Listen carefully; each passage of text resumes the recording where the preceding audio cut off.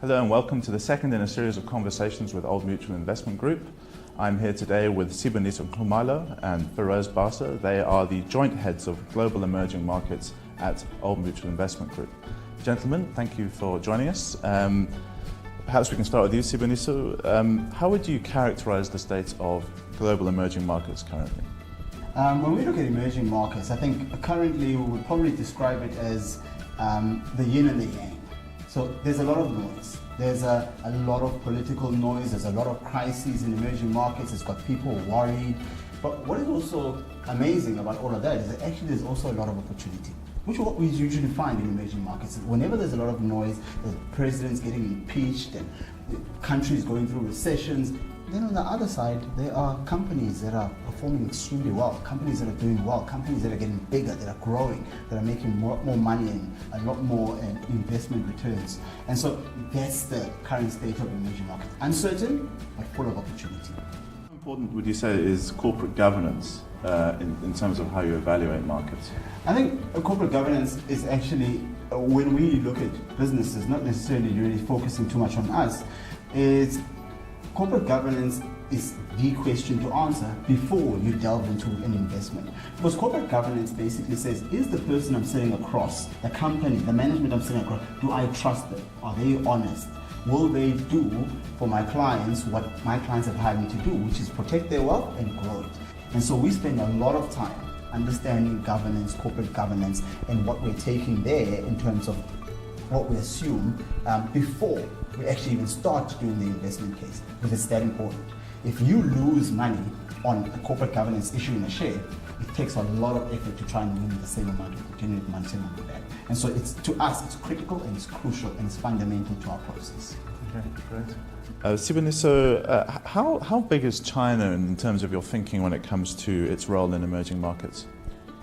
China is the biggest emerging markets country in the world, and therefore obviously it is fundamental and critical. And China has been the growth driver since the global financial crisis in terms of global growth, especially in the demand for commodities, etc.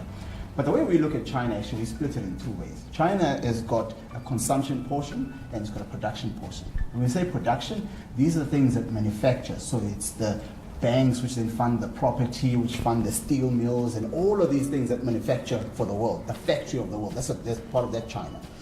But actually, this side of China employed people who became consumers in China. And so that side for us is what excites us. There are lots of risks in the production. There's overcapacity, there's overinvestment, there are ghost towns in China, there are buildings that are unoccupied, and steel mills which actually are not functioning optimally, which should be shut down. So there are issues in China, and they are all on this side.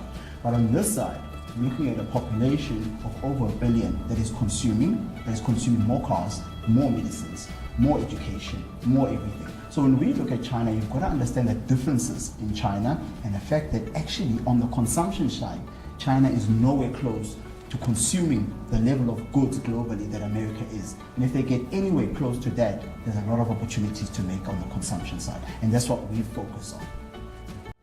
Feroz, the Federal Reserve raised rates recently. Do you think that poses a risk to emerging market investors?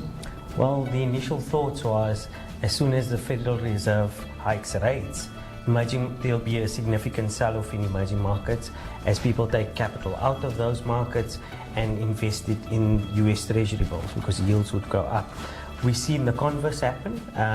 The Fed hike rates and emerging market currencies actually strengthened, the stock markets actually increased. So I think the Fed rate hike is priced into the market already and the impact is already seen in global markets. And Siboniso, one last thing. Where do you see the bigger opportunities at the moment? The South Africans might feel that South Africa is a bit pricey at the moment. Where are you looking? This is the most exciting part of what we do as a job, to find opportunities that can generate great investment returns for our clients. And when we're looking at it, the starting point of any opportunity is valuations. Valuations matter because the price you pay today determines your subsequent returns. And where are we seeing attractive valuations? We're seeing those in Mexico. Why? Because Trump happened and there was a lot of worry, investors ran away. The company's earnings are still fantastic. These companies are growing. So Mexico, Turkey again. Lots of issues in Turkey politically and what's happening there. And again, investors have run away Turkey for us is presenting an opportunity. And so, whereas you look at the other end of it, Brazil last year was one of our biggest positions, but actually we're starting to sell out of Brazil. Why? Because it's actually becoming a lot more pricey valuations. Russia is the same. And so South Africa, we also feel like it's a bit rich, and so South Africa we're selling down, but we're finding great opportunities, especially in Turkey and Mexico. I don't know whether Feroz wants to add something. Ultimately, we bottom-up focus. So we focus on companies, not individual countries, and we're seeing lots of opportunities in other countries as well. Siboniso mentioned China, the new economy, the consumption economy. Consumption rates are very low in Chinese market. We're finding education opportunities, pharmaceutical and food companies at very, very good prices in China as well. Great stuff. Well, gentlemen, thanks very much indeed for joining us at Fin24.